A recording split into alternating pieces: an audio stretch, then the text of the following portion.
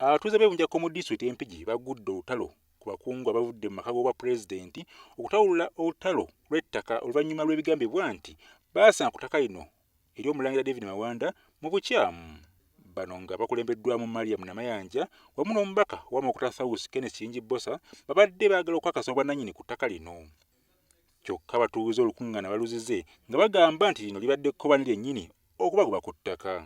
Ekibi kye tusanze muno mwe ab'e Bunjakko mugenda ne mukwatagana kawungezi awo oba Sande ku kyaki ne mugamba nti tetujja kukkiriza oba ku muzikiti mu imaamu n'abatukole imaamu alina ekibanja kye, pasita alina ekikye, owe Eros ne fada alina ekikye, Erosi wana alina ekikye, ffena baatugoba kati buli omu ku olwo tugenda okukakasa ani yaani. Ebyokwerinda binywezeddwa oluvannyuma lwa bano okutya nti abantu bayinza okwekalakaasa ne boonona ebintu byabwe. Kyokka mpawo omuntu n'omu azze mu kifo kino ekintu ekinyizizza Namayanja n'abaludda lw'omulangira David Mawanda, olwo Namayanja n'alagira abasirikale bayigge abantu abayita mu lukiiko lwa mpaka. Katulina alternative bbiri zokka, either tukanye tuverifyinge oba tukite.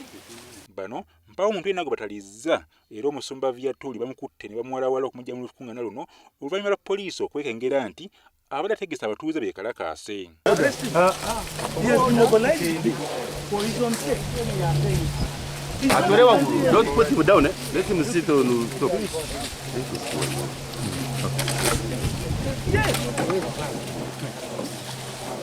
Oluvannyuma abamu ku batuuze bazze kyokka era enteekateeka tegenze mu maaso kubanga babadde batono nnyo ddala. Namayanja agamba nti ekibadde kibaleese kubadde kakasa na kumalawo nkayana wakati w'abatuuze n'omulangira David Mawanda. Nga sinnamanya oba alina ennyumba gye yamenya nannyini yo yali ddala mutuufu muvunaane musango ki nabibagamba mu kusooka. Abasigire b'omulangira David Mawanda bategeezezza abakungu abavudde mu ofiisi ya pulezidenti ng'abatuuze bataagala kuteesa nabo kubanga tebalina bye boogerako. Alozia Sengendo ku Lwadda BSTV Mpigi. Bantu walaguwama ng'ate abantu bagambye essaawa 8 bo ne bagamba ebirala.